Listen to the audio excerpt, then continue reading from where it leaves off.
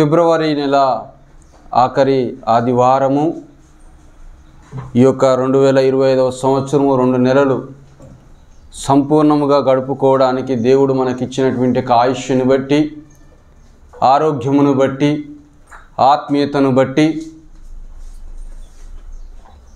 దేవునికి మనము ఎంతగానో వందనములు చెల్లించవలసిన వారముగా ఉన్నాం. మీరందరూ ప్రార్థనలో ఉంటున్నారు అనుకుంటున్నాను, వాక్యము చదువుకుంటున్నారు అనుకుంటున్నాను. ఒకవేళ అలాంటి అలవాటు లేకపోతే దయచేసి మీరు అలవాటు చేసుకోవడము చాలా మంచిది. దేవునిలో, దేవుని యొక్క సన్నిధిలో ఎదగడం వలన, ఉండడం వలన నష్టం అంటూ ఏమీ లేదు. కానీ ఇంకనూ ఆత్మీయతలు ఎదగడానికి దేవుడు ఎంతగానో మనకి తోడ్పడుతూ ఉంటాడు. అహరోను కర్ర, ఎండిన కర్ర చిగురించిన రీతిగా దేవుని సన్నిధానంలో ఉండే ప్రతి వారు కూడా చిగురించి ఫలములు కలిగి ఇంకనూ ఎదగడానికి దేవుడు కృప చూపించువాడై ఉన్నాడు. మంచిది. ఈ దినమున వర్తమానములో నుంచి నా జీవితపు అనుభవంలో నుంచి ఉన్నటువంటి కొన్ని మాటలని వాక్య రూపకముగా మీతోని పంచుకొని, మీరును అలాంటి మనస్తత్వమును కలిగి ఉండకూడదని ఉద్దేశముతో ఈ మాటలని మీతోని పంచుకోవాలని ఆశపడుచు ఉన్నాను. క్రైస్తవులమైన మనము ఐగుప్తీయులలో ఉన్న మనుషుల వలె మనమును ప్రవర్తన కలిగి ఉంటూ ఉన్నాం. ఏంటి అది అని అంటే, ఇజ్రాయేలీలు ఐగుప్తు దేశములో ఉన్న దినములలో సుఖముగాను, ఆరోగ్యకరముగాను, ఆశీర్వాదకరముగాను ఉన్నటువంటి దినములు అవి. అయితే యోసేపును ఎరగనటువంటి ఒక రాజు పరిపాలించడం మొదలుపెట్టినటువంటి దినములలో ఆ రాజు ఇజ్రాయేలీలని చూచి వారు విస్తరించి ఉండటము చూడడం వలన తన హృదయంలో ఒక కుచ్చుబుద్ధి, ఒక జెలస్ ఫీలింగ్, ఒక పొగరుబోతుతనముతో మనసులో అనుకున్నటువంటి మాట, ప్రవర్తించినటువంటి తీరు, వీరు బహుగా విస్తరించుచున్నారు, వీరు బహుగా ఆశీర్వదించబడుతున్న జనము కాబట్టి వీరిని మనము అణగద్రొక్కవలను అన్నటువంటి ప్రవర్తన ఏదైతే చూపించి ఉన్నారో అదే విధానముని క్రైస్తవులమైన మనమును కూడా ఈనాటి దినములలో ఒకరి ఎదుగుదలను చూచి మనము ఓర్వలేని వారముగా ఉంటున్నాం. ఆ ఓర్వలేని దానటువంటి తత్వముని, జెలస్ ఫీలింగ్ ఏదైతే ఉన్నదో ఆ స్వభావముని దేవుడు ఏ విధంగా వ్యతిరేకిస్తున్నాడో, ధిక్కరిస్తూ ఉన్నాడు, ఏ విధంగా అసహించుకుంటున్నాడో ఈ దినమున కొన్ని మాటలని మనము చదువుకొని చూసుకొని మన ఆత్మీయతను, మన హృదయముని, మన జీవితముని సరిచేసుకుందాం. నిర్గమాకాండము 1వ అధ్యాయము, నిర్గమాకాండము 1వ అధ్యాయము 8వ వచనము నుంచి 10 వచనముల వరకు మనము చూచుకుంటూ మెల్లిమెల్లిగా మనము దానిని అర్థము చేసుకొని ముందుకు సాగడానికి ఇష్టపడుతూ ఉందాం. అప్పుడు యోసేపును ఎరగని క్రొత్త రాజు ఐగుప్తును ఏలన ఆరంభించెను. అతడు తన జనులతో ఇట్లనెను, ఇదిగో ఇశ్రాయేలు సంతతి అయిన ఈ జనము మనకంటే విస్తారముగాను బలిష్టముగాను ఉన్నది. వారు విస్తరింపకుండునట్లు మనము వారి ఎడల యుక్తిగా జరిగించుదుము రండి. లేని ఎడల యుద్ధము కలుగునప్పుడు కూడా మన శత్రువులతో చేరి మనకు విరోధముగా యుద్ధము చేసి ఈ దేశములో నుండి వెళ్ళిపోదురేమో అనెను. చదవనమ్మా. కాబట్టి వారి మీద పెట్టిన భారములలో వారిని శ్రమ పెట్టుటకు వెట్టి పనులు చేయించు అధికారులను వారి మీద నియమింపగా, వారు ఫరో కొరకు ధాన్యాదులను నిల్వ చేయు పీతోము, రామెసేసు పట్టణములను కట్టిరి. అయినను ఐగుప్తీయులు వారిని శ్రమ పెట్టిన కొలది వారు విస్తరించి ప్రబలిరి కనుక. చదివినటువంటి యొక్క లేఖన వాక్యము ఇప్పటికే మీకు అర్థమై ఉండాలి. ఐగుప్తులో ఉన్నటువంటి యొక్క ప్రజలు, ఆ యొక్క రాజు, ఆ యొక్క సైన్యము, అక్కడ ఉన్నటువంటి యొక్క సైన్యాధిపతులు ఇజ్రాయెల్ ప్రజల మీద భారమైనటువంటి యొక్క పనులను మోపడం వలన ఏమి జరిగిందంట, వారిని ఎక్కువగా ఇబ్బంది పరిచిన కొద్దీ వారు ఏమవుతున్నారంటే విస్తరించడం మొదలు పెడుతున్నారు, ఆశీర్వాదమును పొందుకోవడం మొదలు పెడుతూ ఉన్నారు. మన జీవితంలో కూడా మనము ఈ యొక్క గుణపాఠముని మనము అర్థం చేసుకుందాం. ఎవరినైతే మనము ఎక్కువగా మనము అసహించుకోవడమో, వారికి కలిగి ఉన్న దానిని బట్టి మనము ఒక జెలస్ ఫీల్ అవ్వడం మొదలు పెడుతూ ఉంటాము, దేవుడు వారిని ఇంకనూ ఆశీర్వదిస్తూ ఉంటాడు, మనల్ని ఇంకనూ తగ్గిస్తూ ఉంటాడు. అది అర్థం చేసుకున్నప్పుడు మన ఆత్మీయ జీవితము చక్కబరుస్తబడుతూ ఉంటుంది. దేవుని యొక్క మాటలు ఎలాగుంటున్నాయి అని అంటే, యేసు ప్రభువు వారు ఎన్నుకున్నటువంటి యొక్క మాటలలో ఆ యొక్క క్రియలు ఎలాగున్నాయనంటే, ఎవరైతే తగ్గించుకునేటువంటి ఒక గుణమును కలిగి ఉంటారో వారు భూలోకముని స్వతంత్రించుకొందురు. దేవుని యొక్క బిడ్డలమైన మనము ఎదుటి వారి యొక్క ఎదుగుదలను చూచి మనము ఓర్వలేని దానముగా మనము ఉంటున్నట్లయితే దేవునికి అది అసహ్యకరముగా కనబడుతూ ఉన్నది. మన జీవితంలో, మన ఉద్యోగంలో, మన చదువులో, మన ఇంటి వారిలో, మన బంధువులలో, వారి యొక్క ఎదుగుదలలో కావచ్చు, వారి యొక్క వ్యాపారంలో కావచ్చు, ఎదుటి వారి యొక్క ఆశీర్వాదమును చూచి నువ్వు ఓర్వలేనటువంటి ఒక తత్వముతో ఉన్నట్లయితే నీవు ఇంకను అనపబడుతూ ఉన్నావు. కారణం, దేవునికి నచ్చినటువంటి కార్యములో నీవు ఉంటున్నావు కాబట్టి నువ్వు ఎదుగుదల లేకుండా పోతున్నావు, వారు ఎదుగుదలలోనికి వస్తూ ఉన్నారు.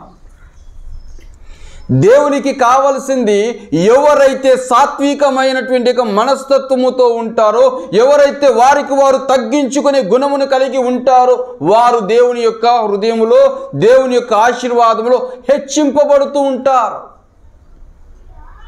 కాలేజ్ లైఫ్లో మనం చూస్తాం, ప్రక్క వారికి మంచి మార్కులు రాగానే ఇటు పక్కన వారికి ఎలా ఉంటుంది, నా దాంట్లోనే కాపీ కొట్టినాడు, వానికేమో అన్ని మార్కులు వచ్చినాయి, నాకేమో అట్లెట్లు వచ్చినాయి కదా. నేను కష్టపడుతున్నాను, ఆమె కష్టపడుతుంది, వాడు కష్టపడుతున్నాడు, వానికేమో జీతం ఎక్కువ ఇస్తున్నారు, నాకేమో జీతము తక్కువ ఇస్తున్నారే, వారిని మెచ్చుకుంటున్నారే, నన్ను మెచ్చుకోవటం లేదే. ఈ యొక్క జెలస్ ఫీలింగ్ నీ ఆశీర్వాదమునకి మనమే ఏమవుతుంది, అడ్డుగా ఉండిపోతున్నాం. ఎప్పుడైతే నీ యొక్క జెలస్ ఫీలింగ్ అనేటువంటి ఒక పదముని, ఆ యొక్క క్యారెక్టర్ని ప్రక్కన పెట్టేసి నీవు దేవునికి తగ్గింపు కలిగిన హృదయముతో నీవు సమర్పించుకుంటావో, దేవుడు నిన్ను హెచ్చించడం మొదలు పెడుతూ ఉంటాడు. సంఖ్యాకాండము 22వ అధ్యాయము 6వ వచనములో మనము చూసుకున్నట్లయితే, సంఖ్యాకాండము 22వ అధ్యాయము 6వ వచనముని మనము చూసుకుందాం. కాబట్టి నీవు దయచేసి వచ్చి నా నిమిత్తము ఈ జనమును శపించుము, వారు నాకంటే బలవంతులు, వారిని హతము చేయుటకు నేను బలమొందుదునేమో, అప్పుడు నేను ఈ దేశము నుండి వారిని తోలివేయుదును. ఏలయనగా నీవు దీవించువాడు దీవింపబడుననియు, శపించువాడు శపింపబడుననియు నేను ఎరుగుదును. చాలు. ఎవరికి చెబుతున్నారు? బాలాకు అనబడుతున్నటువంటి ఈ రాజు బిలాముతో చెబుతూ వస్తున్నటువంటి మాట, అయ్యా మా దగ్గరకు ఒక జనం వచ్చింది, భూమిని మొత్తం భూమి మీద ఉండేటువంటి పచ్చగడ్డిని మొత్తం నాకేసినట్టుగా నా యొక్క భూమి మీదకి ఎంతమంది జనం వచ్చేసారు, మమ్మల్ని నాకేటట్టుగానే ఉన్నారు వీళ్ళు. నీవు మహా గొప్పవాడవు కదా, ఆశీర్వాదం అందుకున్న వాడవు కాదు కదా, నువ్వు ఎవరినైతే శపిస్తావో వారు శపింపబడతారు, ఎవరినైతే నువ్వు దీవిస్తారో వారు దీవింపబడతారు కదా బిలాము. అయితే బాలాకు అడుగుతున్నటువంటి ఒక మాట, నీవు వచ్చి నా యుద్ధ ఉన్నటువంటి జనముని చూచి వారిని శపించుము. ఎందుకంటున్నాడు ఆ మాట? ఎందుకంటున్నాడు? ఒక జెలస్ ఫీలింగ్ స్టార్ట్ అయింది. ఇంతమంది జనం వచ్చి మమ్మల్ని ఒకవేళ నాకివేయుదురేమో. వారు ఆశీర్వాదమును పొందుకుంటూ వస్తున్నారు, మా భూములని స్వాధీనంగా చేసుకుంటారేమో, మాది మాకుగా ఉండాలి, అయితే నువ్వు శపించుము అని కోరుకుంటున్నాడు బాలాకు బిలాముతో. పై వచనాలను మనం ఒకసారి చదువుకుంటూ వద్దాం. పై వచనాలను మనం చదువుకుంటూ వద్దాం.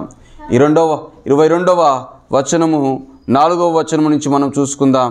మోయాబీయులు మిద్యాను పెద్దలతో ఎద్దు బీటి పచ్చికను నాకివేయునట్లు ఈ జన సమూహము మన చుట్టూ ఉన్నది యావత్తును ఇప్పుడు నాకివేయునది. ఆ కాలమందు సిప్పోరు కుమారుడైన బాలాకు మోయాబీయులకు రాజు. కాబట్టి అతడు బెయోరు కుమారుడైన బిలామును పిలుచుటకు అతని జనుల దేశమందలి నదినొద్దనున్న పెతేరుకు దూతల చేత ఈ వర్తమానం పంపెను. చిత్తగించుము, ఒక జనము ఐగుప్తులో నుండి వచ్చెను, ఇదిగో వారు భూతములను కప్పి నా ఎదుట దిగియున్నారు. భూతలములను కప్పి నా ఎదుట దిగియున్నారు అంటే చాలా విస్తారమైన జనముగా వచ్చి ఉన్నారు. వారు మహా గొప్ప సైన్యముగా ఉన్నారు. ఐగుప్తు దేశమునే చిత్తుగా ఓడింపజేసినటువంటి ఒక మహాజనము వాళ్ళు. ఎర్ర సముద్రమునే మొత్తముగా మధ్యలోనికి చీల్చి వేసుకొని వచ్చినటువంటి ఒక జనముగా ఉన్నారు. యోర్దాను నదినే దాటినటువంటి ఒక జనముగా ఉన్నారు. అయ్యో, వారి ఆశీర్వాదమును చూస్తే, వారి యొక్క బలమును చూస్తే నేను తట్టుకోలేకపోతున్నాను, అయితే నీవు వచ్చి శపించుము. చాలామంది కూడా ఈ విధమైనటువంటి ఒక ప్రార్థనలు చేస్తూ ఉంటారు. దేవునికి నచ్చినటువంటి ఒక ప్రార్థన, అయ్యా వానికి మంచి మార్కులు రావద్దు, అయ్యా వానికి ఇంక్రిమెంట్ ఉండొద్దు, అయ్యా వాడు నాశనం అయిపోవాలి. ఈ విధమైన ప్రార్థన, ఈ విధమైనటువంటి ఒక ప్రార్థన. యేసుక్రీస్తు ప్రభువారు ఏమని ప్రార్థన నేర్పించారండి? నీవు మా పాపములను క్షమించిన ప్రకారముగా మేమును ఇతరుల పాపములను క్షమించగలిగే హృదయమును మాకివ్వుము. ఒకరిని చూసి అసహించుకునేటువంటి ఒక స్థితిలో నువ్వు ఉంటున్నావు అనంటే, ఒకరిని చూసి నువ్వు ఒక జెలస్ ఫీలింగ్గా ఉంటున్నావు అనంటే, అది సాతాను.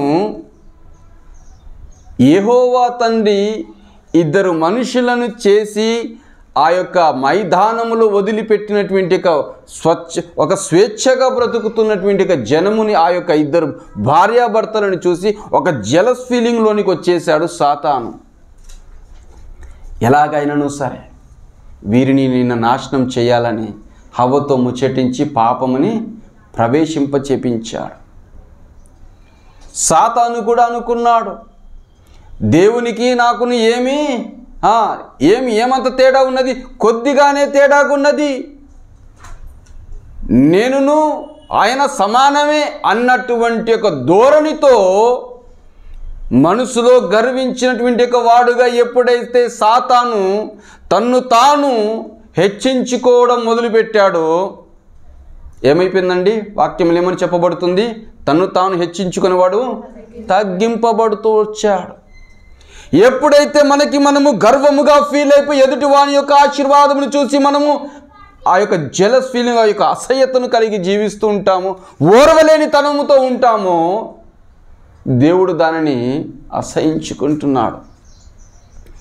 ఐగుప్తు దేశంలో ఉన్నటువంటి ఒక రాజు అలాగే ఉండి జీవించాడు. బాలాకు అలాగే ప్రవర్తించాడు, నాశనం అయిపోయినారు. ఫరో రాజు సైన్యము నాశనం అయిపోయింది, బాలాకు సైన్యము నాశనం అయిపోయింది. బిలాము వచ్చి శపిద్దామనేటువంటి ఆలోచన ధోరణితో వచ్చేటప్పటికి కూడా దేవుడు ఏం చేశాడంట? శాపముని ఆశీర్వాదకరముగా మార్చిన వాడుగా ఉన్నాడు. బిలాముకు ఒక కోరిక ఉన్నది. ఏమిటా కోరిక? నేను అందరి వల్లే చనిపోకూడదు, నేను ఒక ప్రత్యేకమైనటువంటి జీవితంతో ఒక మరణమును పొందుకోవాలి, సుఖవంతమైనటువంటి ఒక మరణమును కలిగి ఉండాలని కోరుకున్నాడు. కానీ కత్తివాత చేత మరణమును పొందుకున్నవాడుగా బిలాము చరిత్రలోనికి ఎక్కాడు. నేను అంటున్నాను, ఒకరి ఎదుగుదలను చూసి దయచేసి మనము ఏడవడము మానివేసుకుంటే చాలా మంచిది. ఆటోల మీద రాస్తారే, నన్ను చూసి ఏడవకురా, నా ఎదుగుదలను చూసి ఏడవకురా అని రాస్తుంటారే ఆటోల మీద.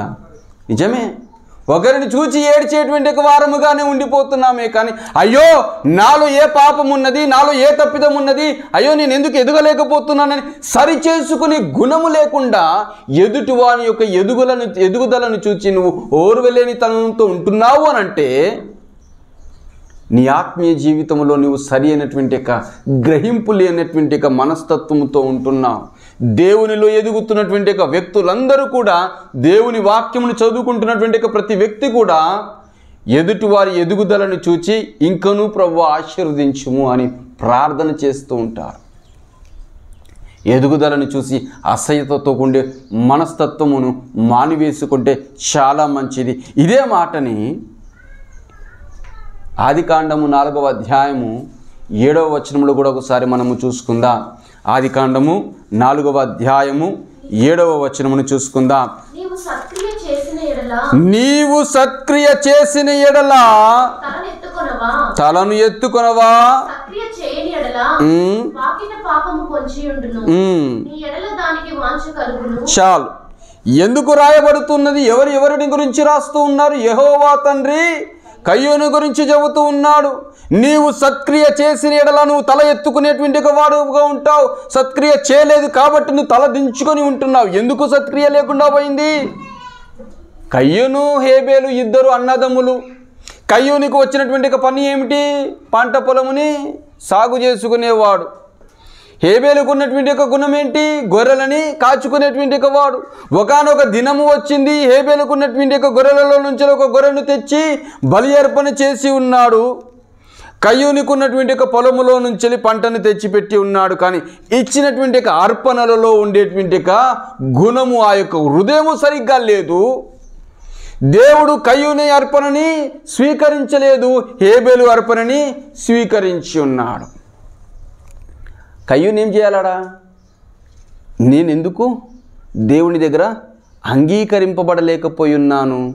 అయ్యా నా పాపమేంటో, నా తప్పిదమేంటో నాకు తెలియచేయము అన్నటువంటి ధోరణితో ప్రార్థన చేయవలసినటువంటి వ్యక్తి మనసులో ఏమైందండి? మనసులో ఏమైందండి? ఒక అసహ్యత, ఒక జెలస్ ఫీలింగ్ స్టార్ట్ అయింది కయ్యూను హేబేలు మీద. ఎప్పుడైతే కయ్యూను హేబేలు మీద జెలస్ ఫీలింగ్ స్టార్ట్ అయిందో, హేబేలుని చంపడం మొదలు పెట్టేసరికి కయ్యూను ఏం సాధించాడండి? శాపగ్రస్తుడిగా మిగిలిపోయి ఉన్నాడు భూమి మీద. దేశదిమ్మరిగా మిగిలిపోయి ఉన్నాడు భూమి మీద.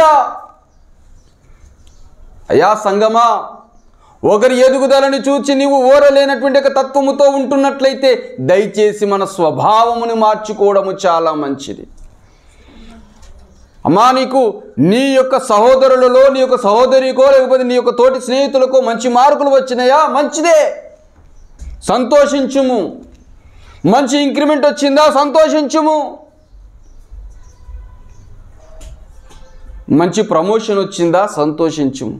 ఒకానొక దినమున దేవుడు తప్పక నిన్నును ఆశీర్వదిస్తాడు. యోసేపు ఉన్నాడు, దేవుని చేత ఆశీర్వదింపబడినటువంటి వ్యక్తిని. యోసేపు తన తండ్రి చేత బాగా ప్రేమింపబడుతున్నటువంటి బిడ్డగా ఉండిపోయి ఉన్నాడు. దానికి భిన్నముగా అన్నల యొక్క హృదయంలో ఒక అసహ్యత, ఒక జెలస్ ఫీలింగ్ స్టార్ట్ అయింది. ఒక అయిష్టముతో కూడుకున్నటువంటి మనస్తత్వముతో మిగిలిపోయి ఉన్నారు. అయ్యో ఇదిగో కలలు కనేవాడు వచ్చినాడు కదా అని మొదలుపెట్టారు. కుళ్ళుకుంటున్నారు హృదయములో, తట్టుకోలేకపోతున్నాడు. వీడందరికంటే చిన్నవాడు కదా అన్నటువంటి చిన్న చూపు కలిగినటువంటి వ్యక్తులుగా వారు ప్రవర్తన చూపిస్తూ వచ్చారు. తమ్ముని కొట్టారు, గుంతలో పడేశారు, ఐగుప్తు దేశమునికి అమ్మివేశారు. అంతటికి తెగించిన వారుగా ఉన్నారు. ఐగుప్తు దేశంలో ఉన్నటువంటి యోసేపు ఎంతో దేవుని చేత ఆశీర్వదింపబడినటువంటి ఈ యోసేపు గారు జైలు పాలైనటువంటి పరిస్థితులలో మనము చూస్తున్నాము.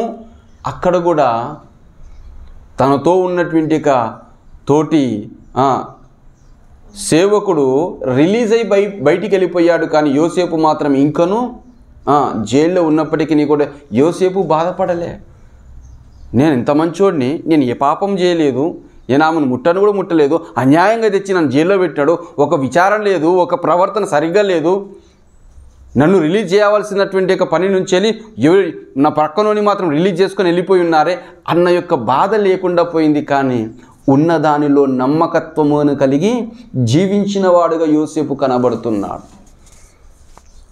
మన యజమానుడు ఏదైతే పనిని అప్పచెపుతున్నాడో దానిని మనము నమ్మకత్వముతో మనము జీవిస్తున్నామా లేదా అనేటువంటి ఒక ప్రవర్తనను ఒకసారి మనము చెక్ చేసుకుందాం. ఎప్పుడైతే ప్రవర్తన దారి తప్పుతుందో నీ ఆశీర్వాదము కూడా ఆగిపోవడం మొదలు పెడుతుంది. యోసేపు తన ప్రవర్తన నిమిత్తం ఎంత వినయము కలిగి జీవిస్తూ వచ్చాడో అంతగా ఆశీర్వదింపబడిన వాడుగా ఉన్నాడు. ఏ అన్నలైతే తనని తృణీకరించిన వారుగా ఉన్నారో, ఏ అన్నలైతే ఆ యొక్క యోసేపు యొక్క ఎదుగుదలని యోసేపుకున్నటువంటి ఆశీర్వాదంను చూసి అసహించుకున్నారో అదే అన్నలు యోసేపు యొక్క కాళ్ళ దగ్గరికి వచ్చి పడినవారుగా ఉన్నారు. వాక్యం ఏమని చెప్తుందో తెలుసా? తృణీకరింపబడినటువంటి ఒక రాయి తలకి మూలరాయి. నీవెవరినైతే అసహించుకుంటున్నావో వారే నీకు తలకి మూలరాయిగా మారుతున్నారు. జాగ్రత్త సుమి. దేవుడు అంటున్నాడు, తన్ను తాను తగ్గించుకొని వాడు హెచ్చింపబడును అంటున్నాడు. ఆ మాటకి నీ ప్రవర్తన లేకుండా భిన్నమైన ప్రవర్తన కలిగి ఉంటున్నావే. దేవునికి కావాల్సింది సాత్వికమైన మనసు కావాలి. ఒక చక్కటి ఉదాహరణ మీకు చెబుతాను. మనకందరికీ తెలిసినటువంటి ఒక సుపరిచితమైనటువంటి ఒక వ్యక్తిని, మోషే గారు ఉన్నారండి. ఎంత కోపిష్టో, ఎంత ఆవేశపరుడు అంటే, ఒక ఐగుప్తీయుడు హెబ్రీయుడిని కొడుతూ ఉంటే మోషే తట్టుకోలేకపోయినాడు. మోషే తట్టుకోలేదు. ఏం చేశాడు? వాడిని కొట్టి చంపి అక్కడే భూమిలో పాతి పెట్టేసిన వాడుగా ఉన్నాడు. అంత కోపిష్టి కలిగినటువంటి ఈ మోషే దేవుని చేత ఏ సాక్ష్యం పొందుకుంటున్నాడో తెలుసా? భూమి మీద మిక్కిలి సాత్వికుడు. అరే, అంత కోపిష్టి ఎక్కడి నుంచి ఎక్కడికి వెళ్ళిపోయింది ఆ సాక్ష్యము? ఎందుకు?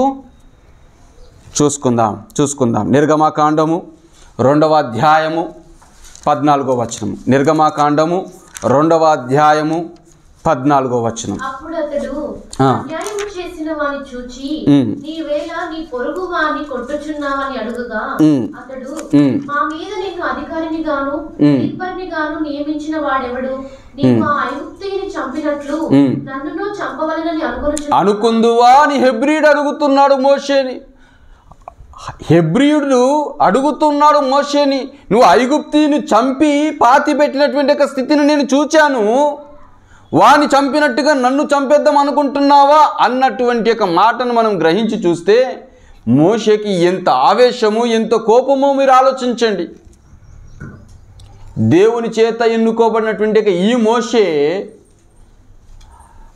అరణ్యము గుండా పారిపోయినటువంటి ఈ మోషే 40 సంవత్సరముల తర్వాత తిరిగి అదే ఐగుప్తు దేశమునికి వచ్చినప్పుడు ఇజ్రాయెల్ ప్రజలని నడిపించుచున్నటువంటి ఈ మోషే దేవుని చేత ఏమని మాట సాక్ష్యమును పొందుకుంటున్నాడో తెలుసా?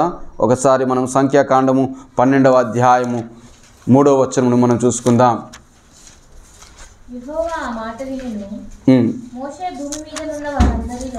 మోషే భూమి మీద ఉన్న వారందరిలో మిక్కిలి ఏ స్థాయి నుంచే స్థాయికి సాక్ష్యములు పొందుకుంటున్నాడండి. దేవునికి కావాల్సింది ఏంటో తెలుసా? ఒక కోపిష్టి కాదు, ఒక ఆవేశపరుడు కాదు. దేవునికి కావాల్సింది తన్ను తాను తగ్గించుకొని దేవుని సన్నిధానములు ఎవరైతే ఉంటారో దేవుడు వారిని హెచ్చించువాడుగా ఉంటున్నాడు. ఎంతగా మనము ఎదుటి వారి యొక్క ఎదుగుదలను చూచి మనము మనసులో తెలియని వేదనతో, బాధతో వానికేనా ఆమెకేనా అన్నటువంటి ఆలోచన ధోరణితో ఉంటాము, అంతగా వారు హెచ్చింపబడుతున్నారు, మనము తగ్గింపబడుతున్నాం. నిన్ను నువ్వు తగ్గించుకున్నప్పుడు దేవుడు హెచ్చిస్తూ ఉంటాడు.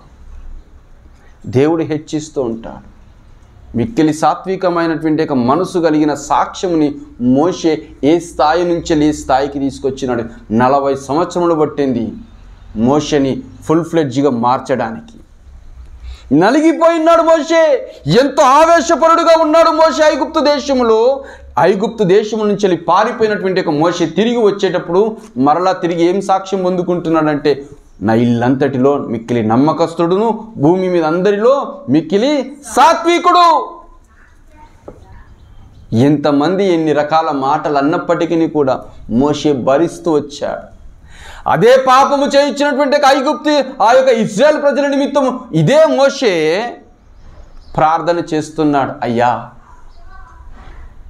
నీవు మాతో రాకపోతే, నీవును మాతో ఉండకపోతే, వీరిని శపించకుండా ఉన్నట్లయితే అయ్యా మాకెంతో ఆశీర్వాదం. నీవు మాతో రాకపోతే మేము ఇక్కడి నుంచి వెళ్ళమయ్యా. వీరిని క్షమించకపోతే నీ జీవ గ్రంథములో నుంచి నా పేరుని తుడిపివేయం. ఎంత సాత్వికమైన మనసో, ఎంత తగ్గించుకున్న గుణమో చూడండి. నేను అంటున్నాను, మన ఎదుగుదలని మనమే ఆపేసుకోవడానికి గల కారణం ఏంటో తెలుసా? ఎదుటి వారి యొక్క ఎదుగుదలని చూచి మనము ఓర్వలేని తత్వముతో ఉన్నప్పుడు మన ఆశీర్వాదముని మనమే ఆపేసుకుంటున్నాం. సంగమా, మానివేసుకుందాం. అలాంటి ఆలోచన ధోరణి మనం మానివేసుకుందాం. దేవునికి కావాల్సింది ఏంటో తెలుసా? దురాశతో ఉండేటువంటి ఒక మనస్తత్వము కాదు. ఎదుటి వారి యొక్క ఆశీర్వాదమును చూచి నువ్వు దురాశ కలిగినటువంటి ఒక మనస్తత్వముతో కాదు. నువ్వు చేయవలసింది ఏంటో తెలుసా? ఇంకా దేవుడు నిన్ను ఆశీర్వదించునుగాక అన్న యొక్క మాటను మాట్లాడాలి. దురాశను గురించినటువంటి ఒక మాట దేవుని యొక్క వాక్యములు యాకోబు 1వ అధ్యాయము 15వ వచనములు ఏమని ఉంటుందో చూడండి. యాకోబు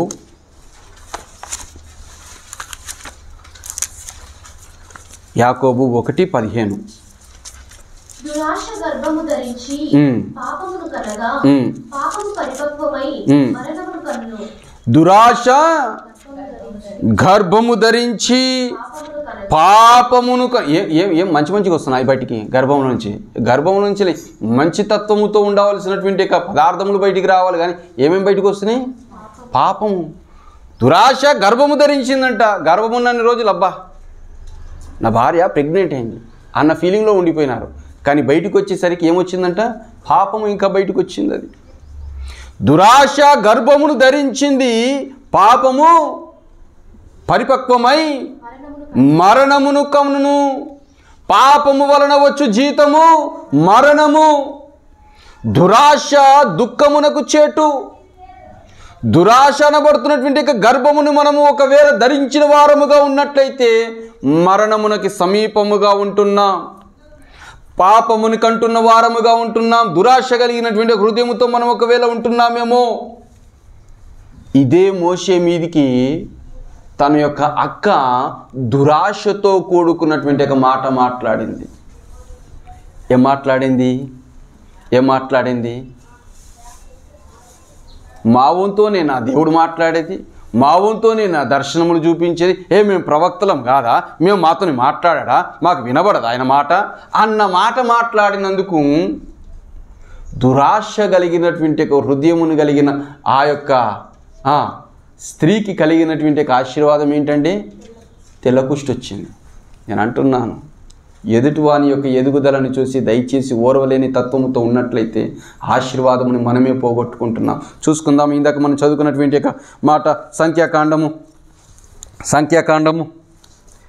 12 ఆ 3వ వచనం ఏదైతే చదువుకొని ఉన్నామో మొదటి నుంచి చదువుకుంటూ వద్దామా? స్త్రీని పెళ్లి చేసుకొని ఉండెను కనుక అతడు పెళ్లి చేసుకొని ఆ స్త్రీని బట్టి మిరియాము అహరోనులు అతనికి విరోధముగా మాట్లాడిరి. వారు మోషే చేత మాత్రమే యెహోవా పలికించెనా? ఎవరు మాట్లాడుతున్నారు? మిరియాము మాట్లాడుతున్నారు. మిరియాము ఎవరు? సొంత అక్క. చిన్నతనములో మోషేని బుట్టిలో దాచిపెట్టి ఆ యొక్క నదిలోనికి వదిలినప్పుడు నా తమ్ముడు ఎక్కడెక్కడికి వెళ్తాడా అని జాగ్రత్తగా చూచినటువంటి ఈ యొక్క అక్కనే తమ్ముని చూచి ఓరలేని తత్వముతో మాట్లాడుతుంది. ఏమని చదువుకుందాం. ఏమని దురాశ కలిగి ఉన్నది చూడండి. మోషే చేత మాత్రమే యెహోవా పలికించిన, ఆయన మా చేతను పలికింపలేడా? ఈ మాటని దేవుడు విన్నాడు. నీకెందుకు వచ్చిందా దురాశ? ఎందుకు వచ్చిందా దరిద్రపు ఆలోచన తలంపు? ఎందుకు ఒకని ఎదుగుదలను చూసి, ఒకని యొక్క మాటలను చూసి, ఒకని ఆశీర్వాదం చూసి ఎందుకు నీవు ఓర్వలేని తత్వముతో ఉంటున్నావు? రండి తేల్చుకుందాం, రండి మీరు సంగమునకి అని దేవుడు మందిరమునకి పిలిపించాడు. ముఖాముఖిగా మాట్లాడుతూ ఏమని సెలవిస్తున్నాడు తెలుసా? మోషే మిక్కిలి సాత్వికుడు. ఏ మోషే అండి? ఐగుప్తీని చంపిన ఆ మోషే ఇప్పుడు ఏ సాక్ష్యమును పొందుకుంటున్నాడు? సాత్వికుడని. ఆ యొక్క అక్క ఏ సాక్ష్యమును పొందుకోవాలి? తమ్ముని చూసి, నా తమ్ముడు ఇంతమంది జనముని నడిపించడానికి దోహదపడుతున్నాడు, సంతోషించవలసినటువంటి ఆ అక్క తట్టుకోలేనటువంటి ఒక తత్వముతో ఉండి, ఓర్వలేని తత్వముతో ఉండేసరికి ఏ ఆశీర్వాదమును పొందుకుందో తెలుసా? చదువుకుందామా? దేవుడు మందిరమునకి పిలిపించాడు. యెహోవా ఆ మాట వినెను. వచనమమ్మా, 3వ వచనం. యెహోవా ఆ మాట వినెను. మోషే భూమి మీద ఉన్న వారందరిలో మిక్కిలి సాత్వికుడు. యెహోవా మీరు ముగ్గురు ప్రత్యక్షపు గుడారములకు రండని హఠాత్తుగా మోషే, అహరోను, మిర్యాములకు ఆజ్ఞ ఇచ్చెను. ఆ ముగ్గురు రాగా యెహోవా మేఘస్తంభంలో దిగి ప్రత్యక్షపు గుడారం యొక్క ద్వారమునందు నిలిచి అహరోను, మిర్యాములను పిలిచెను. వారిద్దరూ రాగా ఆయన, నా మాటలు వినుడి, ప్రవక్త యుండిన యెడల యెహోవా నాకు నేను దర్శనమిచ్చి అతడు నన్ను తెలుసుకున్నట్లు కలతో అతనితో మాట్లాడుదును. నా సేవకుడైన మోషే అట్టివాడు కాడు. అతడు నా ఇల్లంతటిలో నమ్మకస్తుడు. నేను గూఢ భావములతో కాదు, దర్శనమిచ్చి ముఖాముఖిగా అతనితో మాట్లాడుదును. అతడు యెహోవా స్వరూపమును నిదానించి చూచును. కాబట్టి నా సేవకుడైన మోషేకు విరోధముగా మాట్లాడుటకు మీరేలా భయపడలేదనెను. యెహోవా కోపము వారి మీద రగులుకొనగా ఆయన వెళ్లిపోయెను. మేఘమును ఆ ప్రత్యక్షపు గుడారముల మీద నుండి ఎత్తబడెను. అప్పుడు మిర్యాము హిమము వంటి తెల్లని కుష్టు గలదాయను. అహరోను మిర్యాము వైపు చూచినప్పుడు ఆమె కుష్టు గలదిగా కనబడెను. ఏ ఆశీర్వాదమును పొందుకోవలసినటువంటి అక్క ఏ ఆశీర్వాదమును పొందుకుందో చూడండి. దయచేసి సంగమా, నేను ఈ యొక్క మాటని అనుభవముతో చెబుతున్నా. నేను ఒక ఉద్యోగస్తుడిని, నేను ఒక కంపెనీలో పనిచేస్తున్న వాడని, ఒక హోదాతో కూడుకున్నటువంటి ఒక ఉద్యోగమే అయినప్పటికీ కూడా ఎదుటివాని యొక్క మెప్పుదలను చూచి, ఎదుటివాని యొక్క పనితత్వమును చూచి ఓరెలేని తత్వముతో ఉండేసరికి నా ఆశీర్వాదము దినదినము తగ్గుతూ వచ్చినటువంటి ఒక పరిస్థితిని చూచినప్పుడు దేవుని సన్నిధానంలో మోకరించి ప్రార్థన చేస్తూ ఉంటే నాకు వినబడుతున్న స్వరం ఏంటో తెలుసా? ఎదుటివాని యొక్క ఎదుగుదలని, ఎదుటివాని యొక్క మంచితనముని చూచి ఓరవలేనటువంటి ఒక తత్వముతో నీ దగ్గర ఉన్నప్పుడు నీ ఆశీర్వాదము తగ్గిపోతూ వస్తుంది. సంగమా, దయచేసి క్రైస్తవులకు ఉండవలసింది మిక్కిలి సాత్వికమైన మనస్తత్వం. ఎదుటివారి యొక్క ఎదుగుదలను చూచి మనము ఓర్వలేని తత్వముతో ఉండొద్దు. ఐగుప్తు రాజు ఫరో రాజు ఓర్వలేని తత్వముతో ఉన్నాడు. బాలాకు ఓర్వలేని తత్వముతో ఉన్నాడు. మిర్యాము ఓర్వలేని తత్వముతో ఉండిపోయింది. కయ్యూను హేబేలు మీద ఓర్వలేని తత్వముతో ఉండిపోయి, ఎప్పుడైతే ఓర్వలేని తత్వముతో ఉండి దురాశ కలిగినటువంటి వ్యక్తులముగా మనం ఉంటున్నామో మన ఆశీర్వాదముని మనమే పోగొట్టుకుంటున్నాం. సంగమా, అలా ఉండకూడదని దేవుని పేరిట మిమ్మల్ని వేడుకుంటూ ఉన్నాను. రోమీలకు రాసిన పత్రిక 2వ అధ్యాయము 6వ వచనంలో ఒకసారి మనం చూసుకుందాం. ఏమని వ్రాయబడుతున్నటువంటి ఒక మాటను చూడండి. రోమీలకు రాసిన పత్రిక 2వ అధ్యాయము 6వ వచనము. ఆయన ప్రతివానికి వాని క్రియల చొప్పున ప్రతిఫలమిచ్చును. ఏమంట? సత్క్రియను ఓపికగా చేయుచు.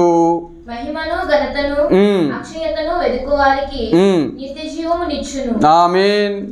సత్క్రియను ఓపికగా వాని క్రియాఫలములను బట్టి. చూడండి, దురాశ కలిగి ఉండేటువంటి యొక్క క్రియాఫలమును బట్టి మనకేమొస్తుంది? తగ్గింపు కలిగినటువంటి యొక్క ఆశీర్వాదములే వస్తున్నాయి. అదే మంచి సత్ప్రవర్తన కలిగి ఉన్నటువంటి ఒక వారముగా ఉంటే ఇంకనూ హెచ్చించువాడుగా ఉంటున్నాడు దేవుడు. ఒకరిని చూచి మనము జెలస్ ఫీలింగ్గా ఉండేటువంటి ఒక మనస్తత్వంను మానేసుకుందాం. ఎదగని, నువ్వు తగ్గింపబడుతున్నావా? ఎదగని, పర్వాలే. ఒకానొక దినమున దేవుడు నిన్ను హెచ్చించువాడుగా ఉన్నాడు. ఇదే మాటని నేను మీకు చెబుతాను. ఇదే మాట నేను మీకు చెప్తాను. సౌలు గొలియాతుతో యుద్ధము చేసే ఛాన్స్ వచ్చింది సౌలుకి, సౌలు సైన్యమునకి. వాడుకోలేకపోయి ఉన్నాడు. దేవుని మీద నమ్మకం కలిగినటువంటి సౌలు నమ్మకం పెట్టలేకపోయి ఉన్నాడు. 45 దినములు వాడు సర్కస్ చూపించినాడు. రండిరా తేల్చుకుందాం అంటే 40 దినములు అసలు ఒకరు ముందుకు రాలేకపోయి ఉన్నారు. కానీ ఎప్పుడైతే దావీదు వచ్చి ఉన్నాడు, తన అన్నలకి ఒక టిఫిన్ బాక్స్ ఇద్దామని వెళ్ళినటువంటి ఈ దావీదుకి గొలియాతును చూచి, సున్నతి లేనివాడు వీడు దేవుని ప్రజలని వెక్కిరిస్తాడా అన్నటువంటి దావీదు దేవుని మీద ఆనుకొని యుద్ధమునికి వెళ్ళి గొలియాతును జయించినటువంటి ఆ సందర్భమును బట్టి అక్కడున్న ప్రజలు ఏమని పాట పాడారండి? దావీదు 10,000 కొలదియు, సౌలు 1,000 కొలదియు అనేసరికి మనోనికి స్టార్ట్ అయింది. నేను రాజుని, ఆఫ్టర్ ఆల్ వాడొక చిన్న కుర్రోడు, వాడు పోయి వాడిని జయించేసరికి వానికి 10,000 నాకు 1,000 అంటే 9,000 తగ్గిందా అని ఒక అసహ్యతతో కూడుకున్నటువంటి మాట. ఎప్పుడైతే దురాశ కలిగినటువంటి ఒక హృదయముతో ఉండిపోయి ఉన్నాడో సౌలు, దురాత్మ వచ్చి తనని పట్టినటువంటి స్థితి కనబడుతుంది. దురాత్మ వచ్చి సౌలుని పట్టింది. ఎవరండి? సమూయేలు చేత అభిషేకమును పొందుకున్నటువంటి ఈ సౌలు, దేవుని చేత ఇశ్రాయేలు ప్రజల మీద రాజుగా ఉండవలసినటువంటి ఈ సౌలు ఏ స్థితి నుంచి ఏ స్థితికి వచ్చినాడో చూడండి. తగ్గింపు కలిగినటువంటి పరిస్థితి. అదే మోషేని మనము చూస్తే కోపిష్టిగా ఉండవలసినటువంటి ఆ మోషే ఏ సాక్ష్యమును పొందుకుంటున్నాడు? మిక్కిలి సాత్వికులను దేవుడు మెచ్చుకుంటున్నాడు. దేవుని చేత మెచ్చుకోబడినటువంటి ప్రజలముగా మనం ఉందాం. అన్యుల ఆశీర్వాదమును పొందుకుంటున్నారా? మంచిదే, పొందుకొని. దేవుని చిత్తము లేకుండా ఒక్కరికి కూడా ఏ ఆశీర్వాదము దొరకదు. మర్డర్లు చేసి సంపాదించుకునే వాడు ఉంటాడు, వాడు అనుకుంటాడు ఇది దేవుని వలనే నేను సంపాదించుకున్నాను, వాడు అనుకుంటాడు. దొంగతనములు చేసేవాడు వాడు అనుకుంటాడు, వాడు ముక్కుకుంటాడు కూడా మళ్ళీ దేవుని దగ్గరకు వచ్చి, అయ్యా ఈ దినమున దొంగతనం సక్సెస్ అయితే నీకు కొబ్బరికాయ కొడతా, లేకపోతే నీకు ఇంతంత ఇచ్చేస్తా అని మొక్కుకునేవారు కొంతమంది ఉంటారు. వాడు అనుకుంటాడు సక్సెస్ అయినందుకు దేవుడు నాకు ఆశీర్వాదం ఇచ్చినని. కష్టపడి సంపాదించేవారు కొంతమంది ఉంటారు, సులువుగా సంపాదించేవారు కొంతమంది ఉంటారు. కానీ నేను అంటాను, కష్టపడి సంపాదించేటువంటి వ్యక్తులకే సంపూర్ణమైనటువంటి స్థిరాస్తి ఉంటుంది. స్థిరాస్తి ఉంటుంది. దేవునికి తెలియకుండా ఏ ఒక్కటి కూడా ఆశీర్వాదము తెలియకుండా రాదు. దేవుని వాక్యం ఏమని సెలవిస్తుందో తెలుసా? ఉద్యోగమునిత్యా నీ పై అధికారికి నీవు లోబడి ఉండవలెను అని ఉంటుంది. వారి ఇష్టం, అది వారి ఇష్టం. అది నేను అంటున్నాను. ఒక ఉదాహరణ మీకు అందరికీ చెప్తాను. దయచేసి జీవితంలో మీరు ఇది గుర్తుపెట్టుకోనండి. ఉద్యోగం కోసం వెతుకుతున్న వారికి, ఉద్యోగం చేస్తున్న వారికి యేసు ప్రభువారంట ఒక ఉదాహరణ చెబుతూ వస్తున్నాడు. ఏమనంటే, ఒక ఆయనకి ఒక అంజూరపు చెట్టు ఉన్నది, ఒక అంజూరపు తోట ఉన్నది. దానిలో పని చేయవలసినటువంటి మనుషులను పిలుద్దామని ఉదయమున వెళ్ళి చూస్తే కొంతమంది మనుషులు దొరికారు. వారితో అన్నారంట, అయ్యా మా యొక్క తోటలో పని చేస్తావా, నీకు ₹1 ఇస్తాను దినమునకి అని అంటే సరే అని చెప్పేసి వచ్చారు, పని చేస్తూ ఉన్నారు. కాస్త మధ్యాహ్నం అయింది, మరలా వెళ్ళి చూస్తే కొంతమంది అక్కడ మనుషులు నిలబెడితే, ఉట్టిగా ఎందుకు నిల్చున్నారయ్యా, రండి నా తోటలో పని ఉంది, నీకు ₹1 ఇస్తాను అని చెప్పేసి అంటే వచ్చి వారు పని చేస్తున్నారు.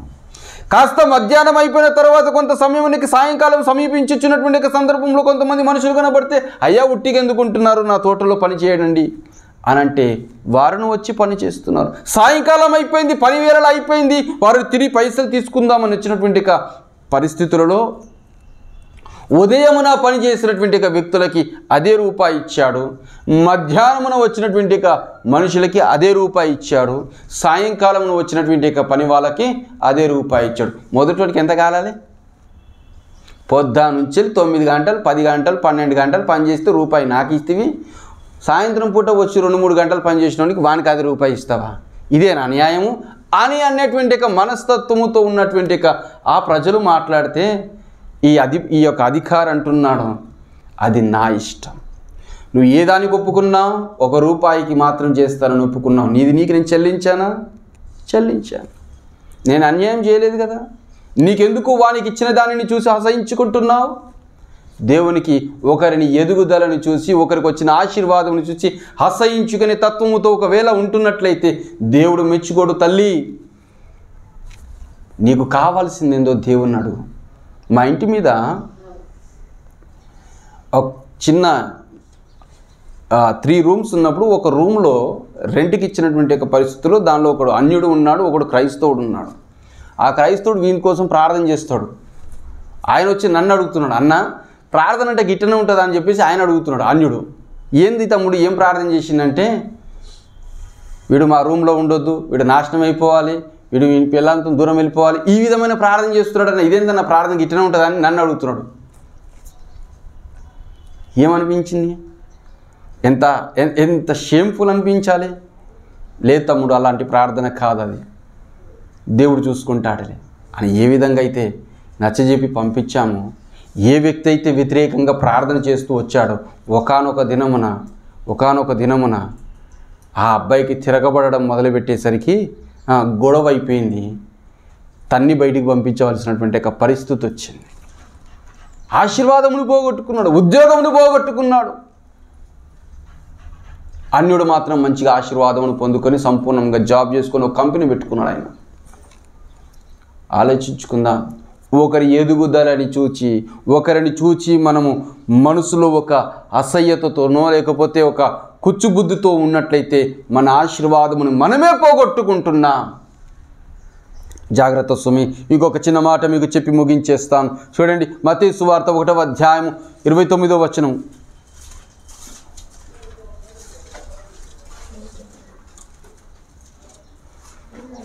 అమ్మ 11వ అధ్యాయం 29.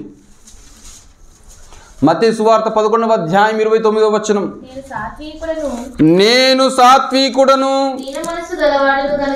దీన మనస్సు గలవాడను గనుక ఏమంట?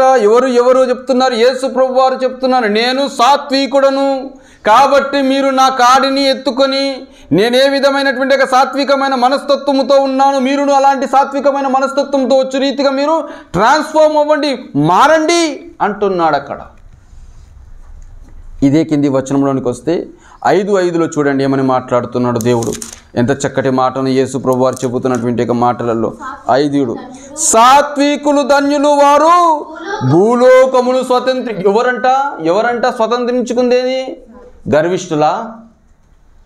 సాత్వికులు. కోపిష్ఠులా? సాత్వికులు స్వతంత్రించుకుంటారు. కోపిష్ఠులు కాదు, గర్విష్ఠులు కాదు. సాత్వికులు భూలోకమును స్వతంత్రించుకొందురు. సంగమా, మనం ఎంత తగ్గింపు కలిగిన హృదయముతో ఉంటామో అంతగా హెచ్చింపబడుతూ ఉంటాం. ఎవరినైతే మనము అనగద్రొక్కాలని మనం ఆలోచన కలిగి ఉంటున్నామో మనకి మనమే నాశనమును కొని తెచ్చుకుంటున్నామనే ఒక మాటను మనం గుర్తుపెట్టుకుందాం. ఇజ్రాయెల్ ప్రజల్ని ఎంతగా త్రొక్కుదామంటే అంతగా వారు విస్తరిస్తున్నారంట. ఎంతగా అనగద్రొక్కుదామని అనుకున్నారు యోసేపుని, అంతగా ఆశీర్వదింపబడ్డాడు. ఎంతగా కించపరచుదామనుకుంటే అంతగా ఆశీర్వాదం పొందుకున్నాడు దావీదు. ఒకరి ఎదుగుదలను చూచి మనము కుచ్చుబుద్ధితో ఉండే మనస్తత్వముని మానివేసుకోవడం చాలా మంచిది. ఒకవేళ అలాంటి మనస్తత్వముతో ఉంటున్నట్లయితే దేవుని మందిరంలోనికి వెళ్ళి మోకరించి, అయ్యా నాకు ఈ ఆశీర్వాదం లేదు, నన్నునే హెచ్చింపచేయమని దేవుని దగ్గర వేడుకోవాలి. కానీ ఒకరి ఎదుగుదలను చూచి మనము అసహించుకుంటే ఆ ఎదుగుదలని ఇచ్చినటువంటి ఒక దేవుని నువ్వు ఇండైరెక్ట్గా అసహించుకుంటున్నట్లే. ఒకనికి ఆశీర్వాదం వానికి రాదు, దేవుడు ఇస్తేనే తప్ప. ఒకని రాజుగా నియమించడము దేవుని చిత్తములోనే ఉంటుంది. ఒకని సేవకుడుగా, ఒకని సైనికుడుగా నియమించడం దేవుని చేతిలోనే ఉంటుంది. సంగమా, నేర్చుకుందాం, తగ్గించుకుందాం. దేవుడు చెబుతున్న పాఠాలను మనం అనుభవిస్తూ నేర్చుకుంటూ వద్దాం. అది జీవితపు గుణపాఠములుగా ఉంటున్నాయి కాబట్టి నేర్చుకొని సరిచేసుకుందాం. చివరిగా దేవుని యొక్క మాట చూసుకొని ముగించేసుకుందాం. 1 పేతురు 3:4, మొదటి పేతురు 3:4.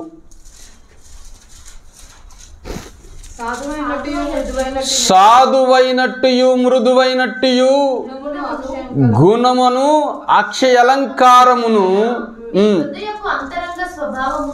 ఏదంట మన హృదయపు అంతరంగ స్వభావముని మనం ఏం చేసుకోవాలి? మార్చుకోవాలి. మన హృదయాంతరంగములో ఉన్న స్వభావముని మార్చుకోవాలి. అది మార్చుకోకుండా ఎదుటని ఎట్లా తగ్గించాలన్న గుణమును కలిగి హృదయంలో ఉంటుంటాం. దేవునికి కావాల్సింది అది కాదు. చెల్లెమ్మ తమ్ముడా, మనము తగ్గించుకుందాం. ఎదుటివాని యొక్క హెచ్చింపును మనము చూచి ఇంకా దేవుడు ఆశీర్వదించునుగా కానీ మాట్లాడుకోవాలి. కానీ ఎదుగుదలను చూసి మనం అసహించుకుంటే ఎవరు బాగుపడలేరు. చరిత్రలో ఎవరు బాగుపడినట్టుగా లేదు. అక్కడ వారి ఎదుగుదలను చూచి నా కొద్దీ మనం ఎంత అసహించుకుంటే అంత దిగజారిన వారుగా చాలామంది ఉన్నారు ఈ లోకంలో. సౌలు అనబడుతున్నటువంటి రాజే దిగజారిపోయినాడు. యాకోబు కుమారులే యోసేపు దగ్గర కాళ్ళ మీద పడినవారుగా ఉన్నారు. దయచేసి సంగమా, చివరిగా చెప్పి ముగించేస్తున్నాను. ఒక చక్కటి మాట ఉంటుంది చూడండి. రోమీలోకి రాసిన పత్రిక 6:16. రోమా 6:16 చివరిగా మనము చూచుకొని ముగించేసుకుందాం. అమ్మా, లోబడుటకు దేనిని మిమ్మల్ని మీరు దాసులుగా అప్పగించుకొందురో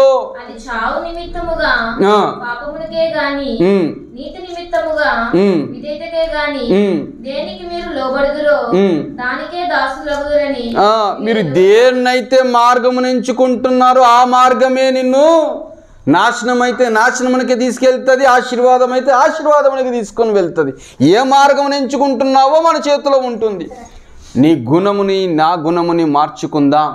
గడిచిన వారము, గడిచిన సంవత్సరము, గడిచిన నెలలు ఎలాగున్నదో మన గుణము, ఆ గుణమునంతటినీ కూడా మనం వదిలిపెట్టి సంపూర్ణమైన నూతన స్వభావమును కలిగి మోకరించి ప్రార్థన చేసుకుందాం. ఒకని ఎదుగుదలను చూచి ఓర్వలేని తత్వముతో ఉంటున్నావో దేవుని దగ్గరకు వచ్చి మోకరించి అడుగుము. హన్నా ఉన్నది, పెనిన్న ఊరికే సతాయిస్తుంది. ఏం చేసింది? నువ్వు నన్ను సతాయిస్తావని చెప్పేసి ఆమెను సతాయించడం మొదలుపెట్టలే. లేకపోతే నీకే పిల్లలు ఉంటారా, నాకు పిల్లలు లేకుండా పోయినారని చెప్పేసి ఆ పిల్లోని మీద కొట్టడము తిట్టడం చేసినట్టుగా బైబిల్ చరిత్రలో కనబడతలేదు. ఏం చేసింది ఆమె? కావలసిన ఆశీర్వాదం ఏందో దేవుని సన్నిధానంలో మోకరించి, అయ్యా నాకును ఆశీర్వాదం ఇవ్వయ్యా, దేవుని సన్నిధానంలో మోకరించి అడిగింది. గడిచినటువంటి కొన్ని సంవత్సరముల క్రితం ఒక న్యూస్ విన్నాను నేను. ఒక చిన్న బాబు తల్లి ఒడిలో చిన్న బాబు పాపను తల్లి ఒడిలో ఉండవలసినటువంటి చిన్న జస్ట్ పుట్టి కూడా మహా అంటే తెలిసి 2-3 నెలలే, అంతే 2-3 నెలలే, 3-4 నెలలు ఉంటుండొచ్చు. ఒడిలో ఉండవలసినటువంటి బిడ్డ కనబడకుండా పోయింది.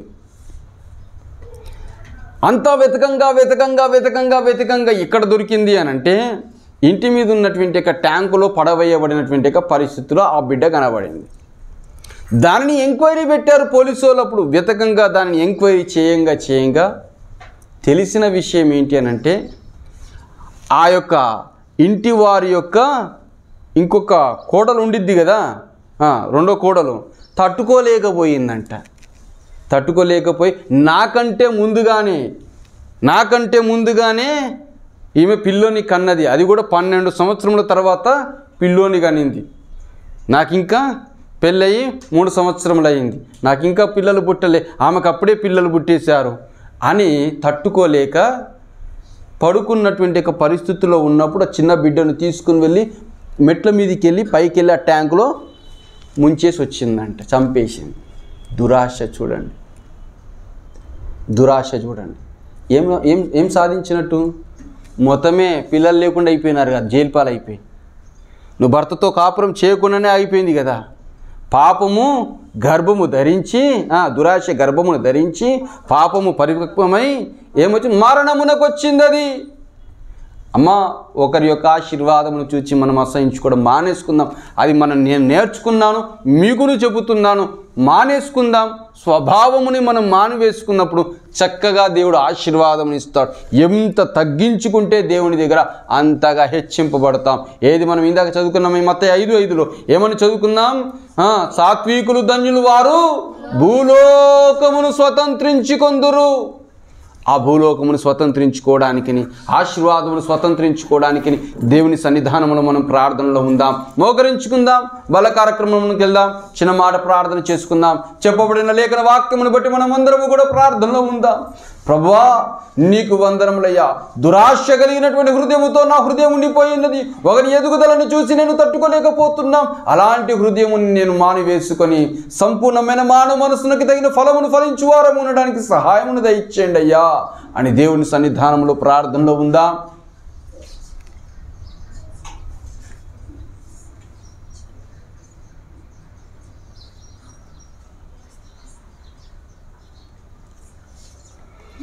పరిశుద్ధ దేవా, పరలోకమందున్న మా తండ్రి, నీకు వందనములయ్యా. మాకు వినిపించిన ఈ వర్తమానపు మాటలను బట్టి నీకు వందనములు. మాలో దురాశ నా హృదయమును పెట్టుకొని ఎదుటి వారిని మేము వారి యొక్క ఆశీర్వాదమును తట్టుకోలేనటువంటి ఒక పరిస్థితిలో ఉండడం వలన మాకు మేము నాశనమును కొని తెచ్చుకుంటున్న వారముగా ఉన్నాం. కొన్నిసార్లు ఓర్చుకోలేకపోతున్నాం. ఆ యొక్క ఓర్చుకోలేని తత్వమును కలిగి ఉండడం వలనే ఇంకనూ మేము దిగజారిపోతున్నామయ్యా. మాకు కావలసిందో నీ సన్నిధానంలో అడిగి పొందుకోవడానికి మాకు సహాయం దయచి, సాత్వికమైన మనస్తత్వముతో ఈ భూమి మీదకి వచ్చి మా నిమిత్తం పరలోకమును వదిలిపెట్టి ఈ భూమి మీదకి వచ్చి మరణించిన వాడవుగా ఎంత తగ్గించుకున్నావో అంతగా మరణమును పొందుకొని తిరిగి లేచినప్పుడు అంతగా హెచ్చింపబడుతూ వస్తున్నావయ్యా యేసయ్యా. మేమును అటువంటి ఆత్మీయతతో, అటువంటి మనస్తత్వముతో ఇంకనూ మారు మనసునికి తగిన ఫలమును కలిగి ఉండడానికి సహాయమును దయచేయమని, గడిచిన వారములో మేము జీవించిన పాపపు జీవితము నిమిత్తం మేము క్షమాపణ అడుగుతున్నాం. ఈ సహాయమును మాకు అనుగ్రహించమని కోరుకొనిచున్నాం. మమ్మల్ని హెచ్చింప చేయగలిగేది నీవే. నీవు చూచువాడవు, వినువాడవై ఉన్నావు. పరలోకము నుంచి చూచుచున్నటువంటి మా తండ్రి, మాకు ఏది కావాలో నీకు తెలుసు. అది మాకు అనుగ్రహించమని నీ సన్నిధానములు వేడుకొనుచు నజరేయుడైన యేసయ్య నామములో అడిగి వేడుకొనిచున్నాము తండ్రి. ఆమేన్.